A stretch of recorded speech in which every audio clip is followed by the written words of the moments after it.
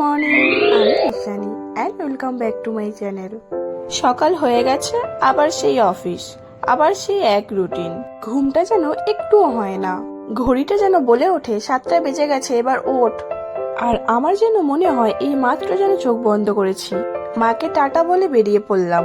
রাস্তায় বেরোলেই যেন একটা অন্য যুদ্ধ শুরু হয়। এই জ্যাম, ভিড় আর সময়ের সাথে রেস, কিন্তু এই যুদ্ধের মধ্যেই তো স্বপ্নগুলো গড়ে ওঠে।